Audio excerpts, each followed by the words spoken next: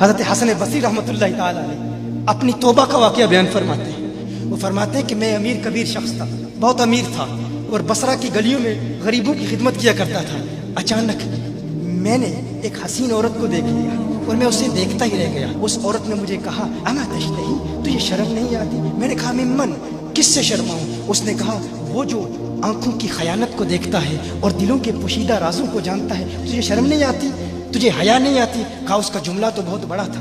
حسن بصری اپنی توبہ کا واقعہ بیان فرما رہے ہیں۔ فرمایا اس کا جملہ تو بہت بڑا تھا، لیکن وہ اتنی حسین تھی، ایسی خوبصورت تھی، میں پھر بھی مسلسل اسے دیکھتا رہا اور دیکھتا ہی رہ گیا۔ اور پھر آخر اس نے کہا کیوں بار بار مجھے دیکھتا ہے؟ میں نے اس عورت کو کہا کہ تیری آنکھیں اتنی خوبصورت ہیں کہ تیری جھیل جیسی آنکھوں میں ڈوبنے کا جی چاہتا ہے۔ اس عورت نے کہا اچھا تو ایسی بات کرتا ہے، تو یہاں انتظار کر۔ وہ عورت اپنے گھر میں چلی جاتی ہے۔ تھوڑی دیر کے بعد کہا میں انتظار کر رہا تھا۔ تھوڑی دیر کے بعد اس کی خادمہ آتی ہے، اس کے ہاتھ میں ایک تشت ہے اور اس تشت کے اندر اس پر ایک کپڑا ہے۔ کہا میں نے کپڑا اٹھایا تو اس میں اس کی 2 آنکھیں تھیں۔ اس نے اپنی 2 آنکھیں نکال کے اپنی خادمہ کو دے دی کہ اس کی وجہ سے اس کا دل دین سے دور ہوا ہے، مجھے یہ آنکھیں نہیں چاہیے۔ کہا اس پر ایک کاغذ تھا، کاغذ پر لکھا ہوا تھا مجھے ایسی آنکھوں کی ضرورت ہی نہیں جس سے ایک مرد فتنے میں مبتلا ہو جائے۔ میری بہنیں جو اس گفتگو کو سن رہی ہیں، ان کی بارگاہ میں بھی عرض ہے، وہ بہنیں جو گھنٹوں آئینے کے سامنے کھڑی رہتی ہیں فقط اس نیت سے کہ اپنے بالوں کو یوں سنواریں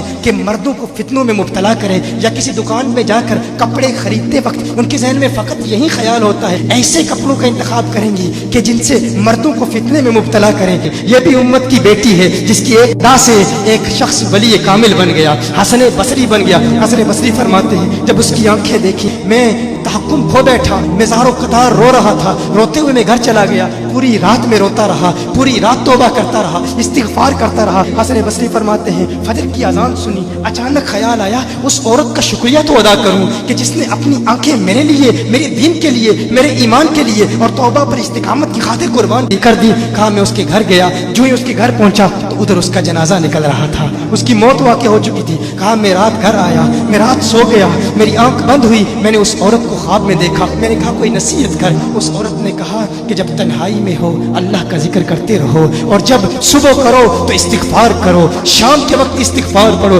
کہا میں نے اس وقت توبہ کر لی، ایک عورت میری توبہ کا سبب بنی، ایک عورت کی وجہ سے مجھے توبہ پر استقامت ملی۔ یہی حسن بصری پھر وہ واقعہ بھی آتا ہے، وہ دور بھی آتا ہے، ان کا ڈر کتنا ہے، ان کا تقوی کتنا ہے، پرہیزگاری کتنی ہے۔ یہی حسن بصری ایک دن ایک شخص نے حسن بصری رضی اللہ تعالی عنہ سے کہا ہے حسن بصری کیا آپ جانتے ہیں کہ جہنم سے جو شخص سب سے آخر میں جہنم سے نکالا جائے گا اور پھر یا حنانو یا منانو پڑھتا ہوا جہنم سے باہر نکلے گا؟ حسن بصری فرماتے ہیں کاش میں وہ شخص ہوتا، کاش میں وہ شخص ہوتا۔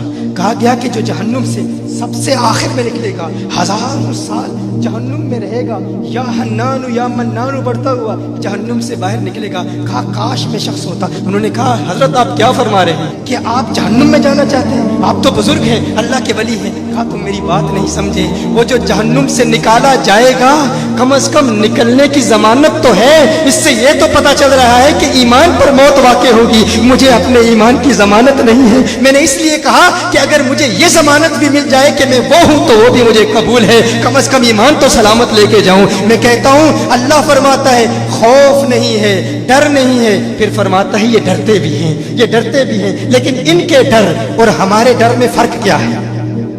ان کے ڈر اور ہمارے ڈر میں فرق کیا ہے؟ وہ ایک سے ڈرتے ہیں، کسی دوسرے سے نہیں ڈرتے۔ فرق کیا ہے؟ وہ ایک سے ڈرتے ہیں، ایک سے ڈرتے ہیں، کسی دوسرے سے نہیں ڈرتے۔ ہم اس ایک سے نہیں ڈرتے، اسی لیے ہر ایک سے ڈرتے ہیں۔